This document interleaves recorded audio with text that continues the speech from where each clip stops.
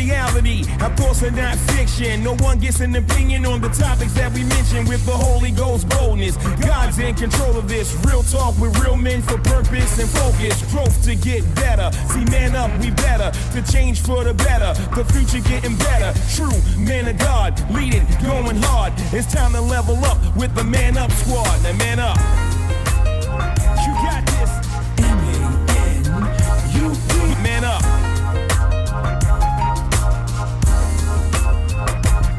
Now man up. M-A-N-U-P. Now man up.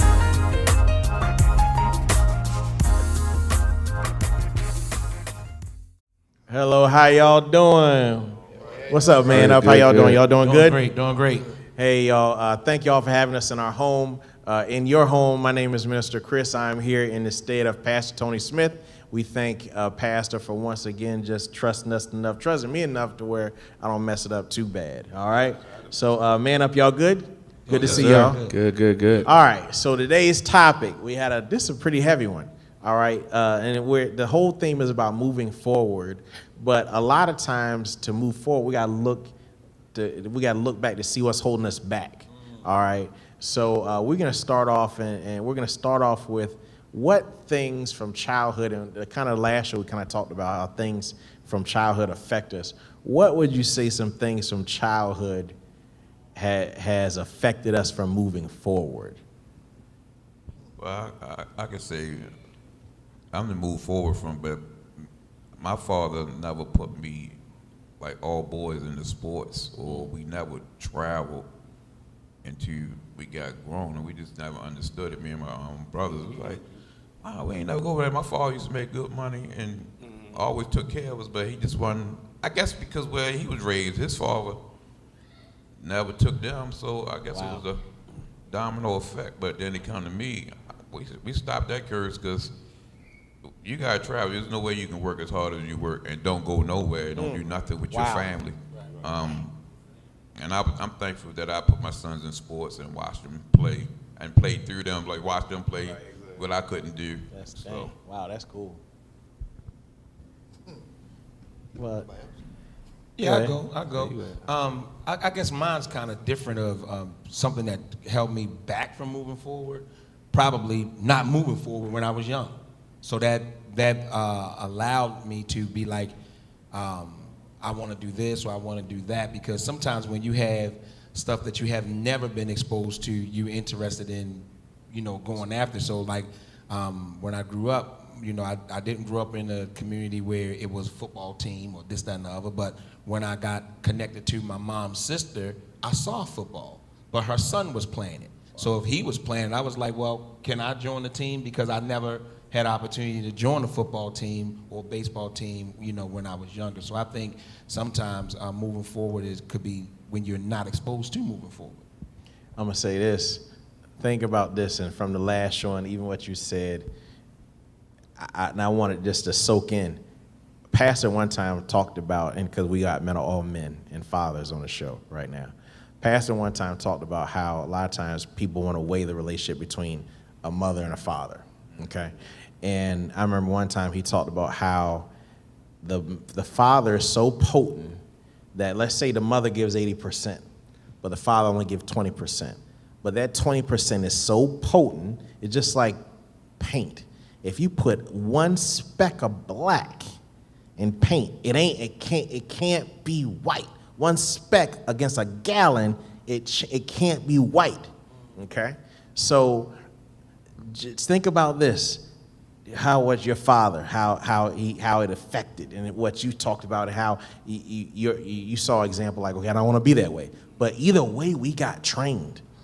My father, I remember one time I was with my stepmother, and we was sitting in the car, and she was just talking, and she was like, "You ever told your dad you love him?"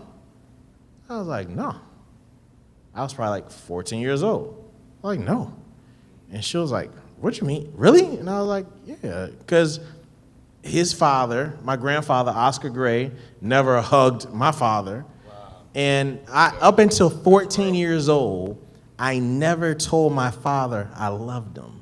I had never hugged my father up until 14 years old. Okay, so now, and I remember the first time it happened, I was like, I'm gonna do it, and I told him, I was like, I love you. He was like, all right.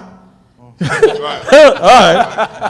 Like, I remember it took, I would go hug him, and he would be like, all right, you know how you give you a handshake. Yeah. He didn't know how to, because he wasn't taught. Right. That's why, even like my father-in-law, first met my father-in-law, I gave him a hug, he was like, all right, what's wrong with you? Yeah. But because I knew how it was as being 14 years old and never saying and never hearing, I love you from my father, I was like, I don't want to. So that's probably why, if you notice, I hug all y'all. I don't. I hug because I was never hugged. So what are some other examples of things just as youth, as we're in it, and it shows just how valuable fathers are. Either if you're an absent father, you're either way, you're going to teach them. If you absent, you're going to teach them. And if you're present, you're going to teach them. Yes. So what do you want on your record? Wow. What are some other examples of just things from youth, even about anything? What would you think, Mark School? I would say communication is probably the biggest thing for me. Of course, I kind of share the similar story as Coach. My father was a provider, his father was a provider, and that was it. They would come home, eat, and that was it. The only conversation we talked about was baby sports. That was it. And the only thing that I had wanted from my father as a child was just for him to tell me that he was proud of me. And I didn't get that from my father till I was 21 years old and moved into my first apartment. And I was like, from the time I was little growing up, all I wanted was you to just say how proud of you were of me. I mean, I was literally working 2 jobs. I was playing football. I was doing all these things to get his attention, for him to just say, hey, son, I'm proud of you. My father only went to the hospital from when his 3 sons was born. He could go cut his leg or whatever. He don't go to the hospital. Like, he don't show emotion. He don't cry. I probably never seen my father cry, maybe one time, and I'm learning that with just communication, with how to be better with my children. I have girls, so they're a little bit more different than boys. I'm trying to be, communicate those things. When my daughter come to me and say, hey, Daddy, I need you to hold me right now. I need you to talk to me right now. I'm learning, because when I went to my father, there was no communication unless we were talking about sports. Hey, how many points Jordan scored? We could have that conversation. But with my children, I want to be able to open up, to have those deep dialogues, to come to me about anything, to, hey, what's on your mind? Hey, how's your day going? Hey, you having a bad hair day? Let's talk about it, So I would say what's a key thing for households is communication. I'm gonna piggyback up. My father, I loved him till I was grown. I never heard my father even say that. They was raised how they show they love you by what they do. Yeah. And the same with me. Like, my children, I don't give my children 5s, the boys or the girls. I just don't, because I knew when my father didn't tell me he loved me. So when they come up to me, they know we don't even shake hands. It's a hug, right? Because I wanted them to know that I love you, because I didn't get it. Not saying my father was a bad father. He just, it's just what it is. That's not what he did. But I had to break that and say, nah, we got to do something better than this. I got to let my children know that I do love them outside of me correcting them. And that's what most men don't do. You got to be both sides. You got to show the love, and you got to get a correction at the same time. I always tell my sons, just like a running joke in our family, that I don't like my sons, but I do love them. So, my youngest, Anthony, he's always been the emotional one, the one. He's always giving me a hug, the strong hug around the neck, try to choke you out type deal. Yeah. The mother too, DeMarco, he's kind of awkward hugger and stuff. So, that's one thing about me. Even though, like I said, my father was never really around when I was growing up. He was, in the same city and phone call away, but he never really spent that time. but I've always tried to be there for my sons, and I never had a problem with telling them that I love them, even though they always give me that awkward "love you too" type deal. But it's the communication, it's the consistency of that, because once you break that consistency, then everything starts going by the wayside. Well, I definitely tell my boys I love them. My dad didn't tell me. I think I told him first that I loved him. And that was once I got to church. Church broke a lot of stuff in me. Cry more. Church opened up a big thing in me. But I text them, I love them, and things like that. I give them a kiss on their cheek, all that. They no homo stuff, you get what I'm saying? Yeah. But that's big when men can do that because of what the homosexual thing is, how it is right now. And you got a lot of boys that they are uncomfortable with it.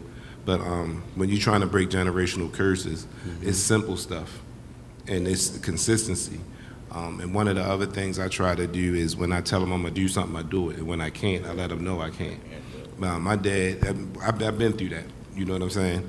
And you try to do stuff different, like Marcus said. You try to do stuff different, and be more consistent. And the sensitivity thing, you got to be sensitive to your kids too. I know I could be real hard or whatever, but a lot of people be surprised how I deal with my kids though. I'm a no nonsense. I believe everything just need balance though. You could be no nonsense, attentive, loving, hugging. You get what I'm saying? And you give more avenues for your kids to come to you, because there's going to be a point in time where the way they are now, they don't come to you. Period, because they so secretive. They lock doors. I hate locked doors. I want to take them off the hinges. It's too much. You get what I'm saying? Take it off the hinges, right. But yeah. Yeah, we don't lock doors in the house. That's a rule. You can pay bills and you're locking the door in my house. I'm that far. The door open. Ain't no knock. I ain't knocking on no door in this house. That's right. Tell my wife, we don't knock on doors. And she'll like, well, just take the door off the hinges. I mean, we find you want to, and that's weird when you walk through a door and the door not like, wait a minute. Yeah, really? He took the whole door off. I did that with my kids before. They said he is crazy. I said before, DeMarco still has his door off his room, and I set the door right beside the door frame to let him know. So every time he walked through it, no, you don't lock no doors. You don't close no doors in my house. You took the door off the frame?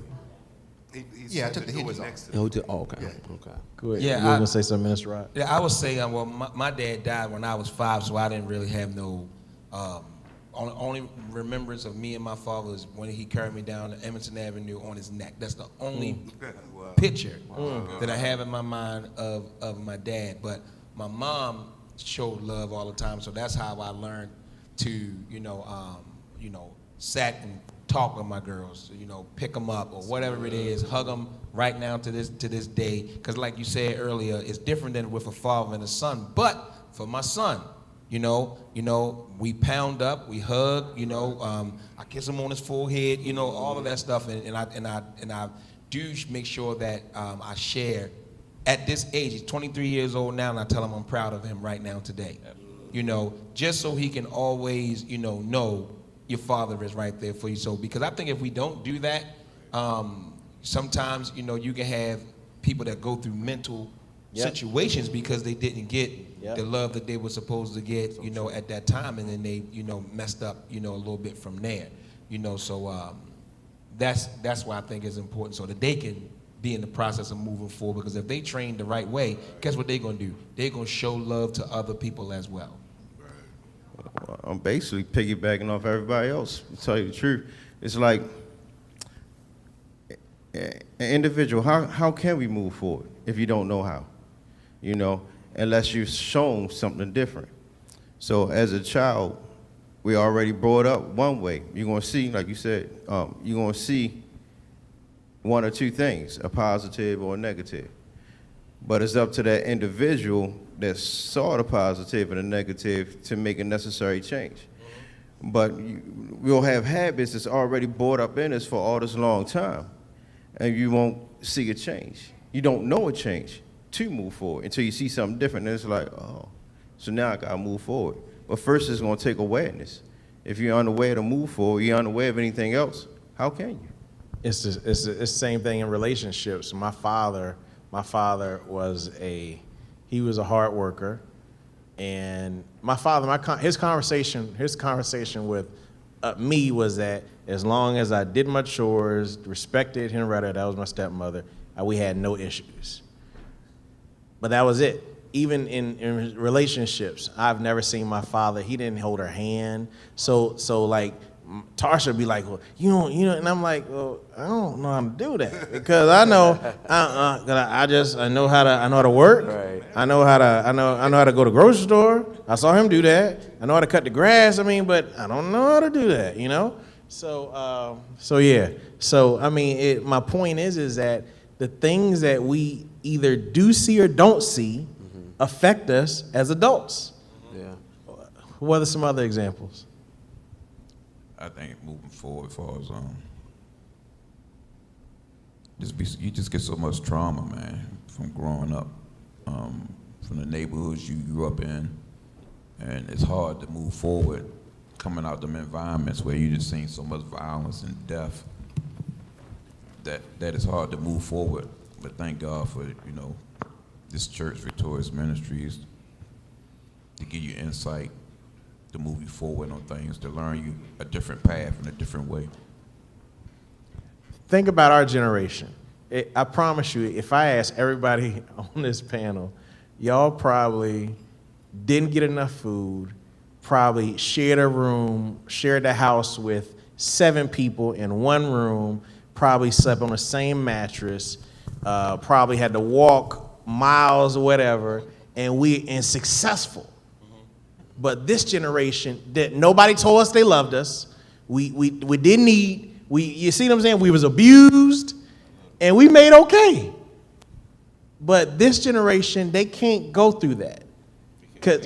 So they wouldn't handle it. So can you talk about how, in moving forward, we got it? So a lot of times well, nobody loved me, but we can't pass that to this generation because this generation, they have mental illness. They can't handle that. So can you talk about how we can't take how we was raised and try to raise our kids the same way? Well, it's a different, like you said, it's a different generation. They learn different. We have a different role. We were brought up one way, don't do this, don't do that. We had no voice. So now we have dialogue with our children. So it changed in our generation. So now what they say, we respect. What we say, they respect. So now we got dialogue. So that's how we're going to raise up the children into a different generation. You know what I mean? But it got to start with the individual, which is this generation. Well, I can say this. When we came up, what was put on the table, that's what you got to eat, and you can't leave from the table until all the food is gone, right? You drink your drink last, not drink your drink during while you're eating the food. You know, before you go to bed, they tell you make sure you go to the bathroom before you go to bed. Yeah. Come on. You know, that's what I grew up off. So nowadays, you know, I believe that life has given them choices, or parents has given them choices. Yeah. You know, because we really could have stuck to the same exact thing. Don't get up from the table, but after a while, you become a short order cook. You know, because now the kids have too many options that I don't want to eat this, I want to get that, I want to get that, and because we cater, so I don't want to use the word it's our fault that I'm just talking about food at this time, but some stuff that they're exposed to, because what do we all want to do? We want to give our children a better life than we had. You know, so at the end of the day, when it comes to the food, like, I tested this the other day, I said, Janine, they can't get up from the table till they eat all their food. Oh, you should have seen their faces. They understand. There's like, can't get up. Can't get up. I said, no, you got to eat everything on your plate. Plate got to be clean. I just wanted to run a test to see the mentality of where we came from, the way they came from. But, you know, me and Janine won because we stuck to the ground. You can't get up till you eat all your food. But the after effect, they look crazy. That's why I said you need balance with everything. if you give a kid this was crazy, how we was raised one way and don't raise our kids that way. Now, I mean, excluding all of the negative stuff, the father's not hugging us, it's like you just do the reverse of it, but stuff like in the kitchen and eating, sit your butt, no, don't move.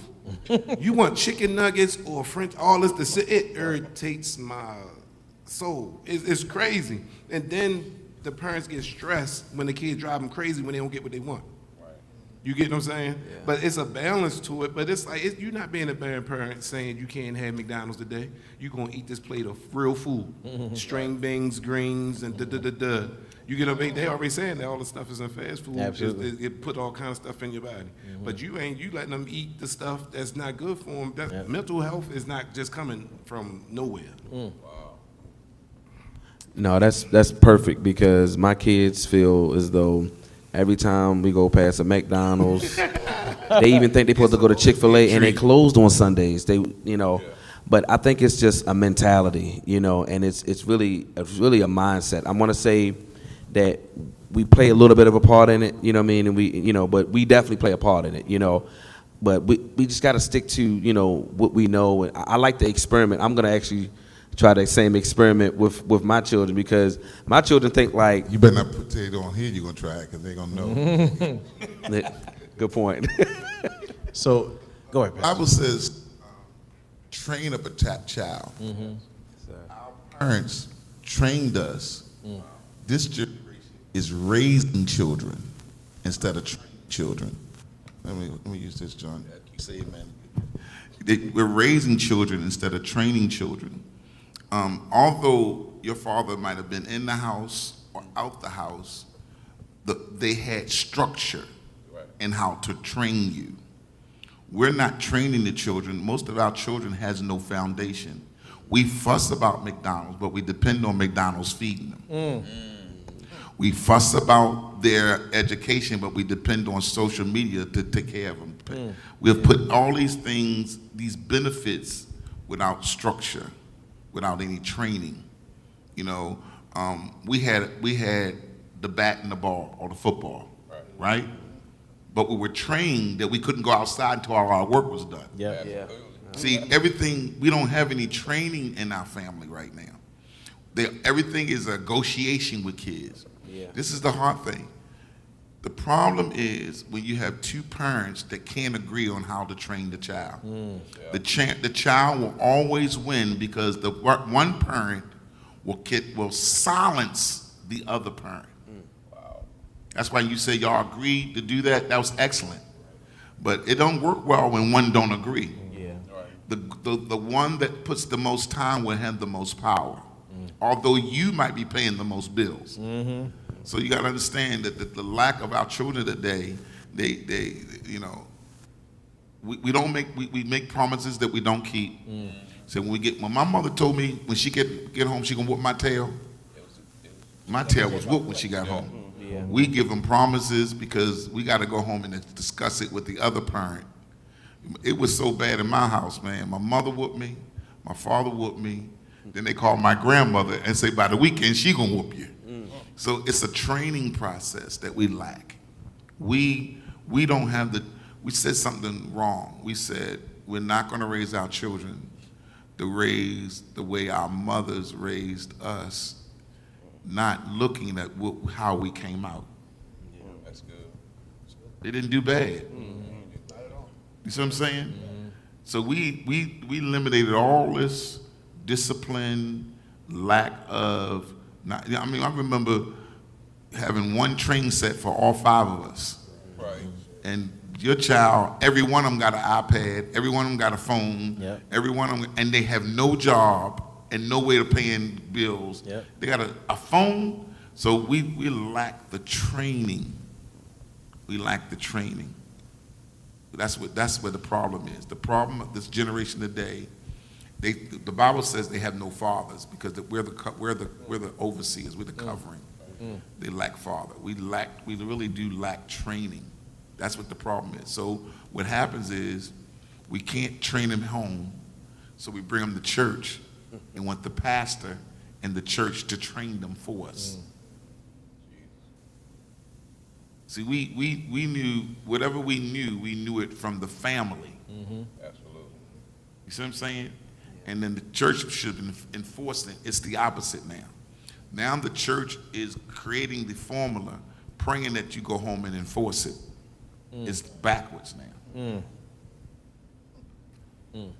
Yeah, at my house, whatever them apps food be coming to the house, and my wife one day was like, well, that's what he like. And I'm not dad. I don't care what he like.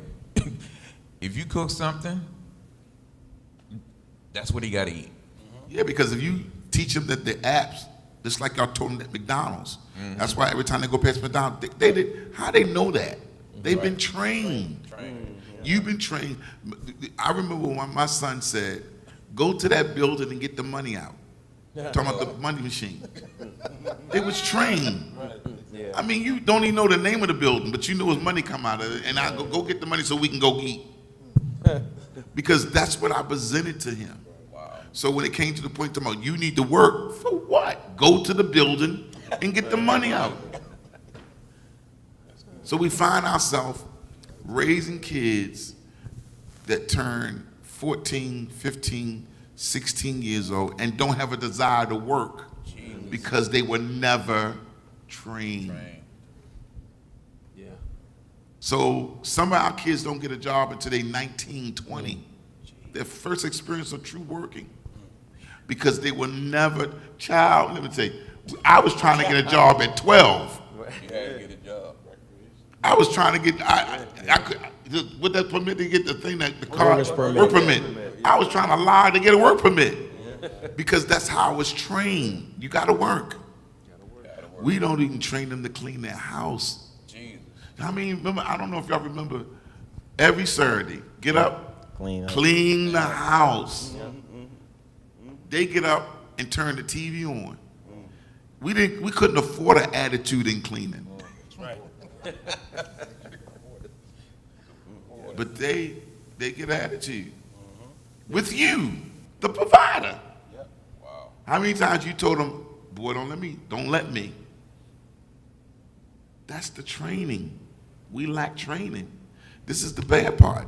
If we lack training them, then who's gonna train their kids? That's good. We ain't even seen that yet. Your son, your sons, your son, your daughters, your sons, your sons and daughters. Who's gonna train their kids? Because we erased the foundation for pleasure. I don't want him to do without. So he goes to McDonald's? I saw a quote that said, if we don't train our children, we'll raise our grandkids. If we don't train our children, we'll raise our grandkids. The crazy thing is that why would they want to work if we give them everything? We had a conversation with, when you have women, they have periods and all that type of stuff. So probably like 3 months ago, somebody was like, one of the kids was like, yeah, we want no pads. I'm like, your mama, I bought your mama pads. You work. I'm like, I ain't buying y'all pads no more. And they was like, we got back. I'm like, yeah, because y'all buy Chick-fil-A. Y'all buy this other stuff. You can buy some pack. Because I know when I was a kid, we bought your own deodorant. So absolutely right. If we don't train them, and just like you said, We was trained how to shop. We could go to the store for our own parents and shop for them because we were trained. Send one of your kids to the store to shop. They've been to stole the money. Don't steal the food. No, steal the food. He eat half the food before he got back home. But it's so true because your kids, one thing you were saying, Pastor, was every Saturday, me and my wife, you do chores. I'll come upstairs from the basement, they come downstairs, and first thing, TV be on. I'll be like, why is the TV on when I don't smell no cleaning supplies? Yeah, that's the truth. And sometimes I even be like, why are you cooking something to eat when you haven't done no work? You should work for your food. Food tastes better once you did some work. But they don't understand that. They think that, I get up in the morning, I'm supposed to come downstairs, watch TV, eat some food. Now I done wasted 2 hours. So what if I wanted to take y'all somewhere? Like, we want to go to the movies. Y'all done wasted y'all time. That's because we teach them real quick that we have to reward them so they can do the work. Reward and I don't them. think that's fair. Think about this, you all. If we don't train up our children, who are they gonna marry? Who's gonna raise our grandkids? Who's gonna be training up our grandkids? We are the community. Well, we thank y'all for having us in our home. We thank Pastor Tony Smith once again, who's on the set. Thank you, Pastor, for allowing me to co-host. And y'all, we thank you for your time. Goodbye, man up. Thank y'all for letting us in your home.